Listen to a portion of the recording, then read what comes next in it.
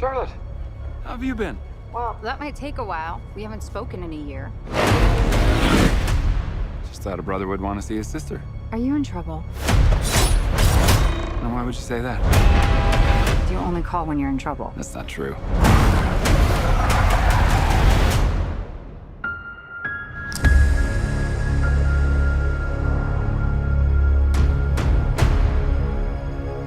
There's a power beyond any of our comprehension. One story. 5 continents. Dozens of cultures over thousands of years.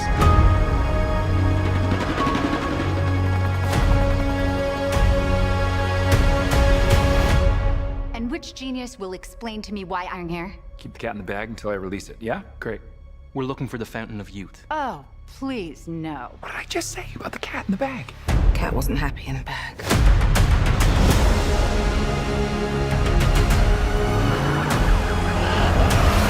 It's here. I can feel it. There's a reason the fountain was hidden. He can't succeed.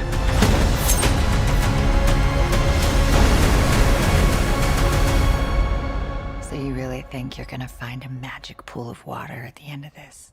I don't know. But I think you want to find out.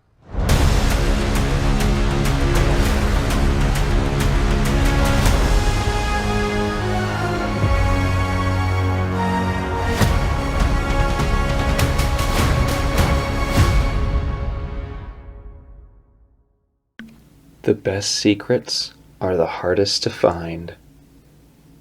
This was fancy, fun, flashy, and a bit too formulaic.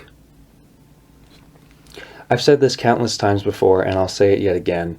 If Guy Ritchie is attached to a project, I'm instantly on board. He has remained one of my top 5 favorite filmmakers for easily the last decade plus. He's been responsible for some of my all-time favorite films, so it really is that simple at the end of the day. I've been following his career since 2009, and I have absolutely no plans of stopping anytime soon. So when I heard that Ritchie was dipping his toe into the adventure genre, I got way too excited. I love the adventure genre. Always have. Always will. It's not a genre that's talked about enough, in my opinion. In some ways, it appears that it's a genre that's slowly dying as well. That's quite heartbreaking to see, considering some of the most iconic films have come from this genre. If the adventure genre didn't exist, we'd never have gotten franchises like Indiana Jones, Tomb Raider, Uncharted, Pirates of the Caribbean, National Treasure, or Jumanji, just to rattle off a few. Hearing that Jim Halpert and Padme would helm an old-school adventure flick was quite literally music to my ears. I could not have been more excited. Having seen the movie, I can confidently say that I had a really good time despite its many shortcomings. Krasinski and company hold this picture together quite well. Performances are above average, the action is well staged, and the locations are as exotic and beautiful as one would expect. Yes, the film isn't very original, and yes, it borrows heavily from other properties, but it's still a pretty fun romp, all things considered.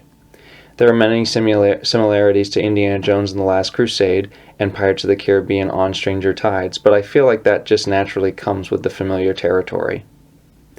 The dialogue is pretty run-of-the-mill stuff, but the cast inject the film with just enough energy to keep it afloat.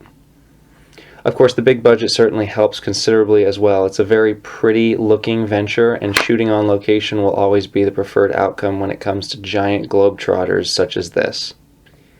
It is quite predictable, a little slow at times, and the third act does feel a bit too anticlimactic.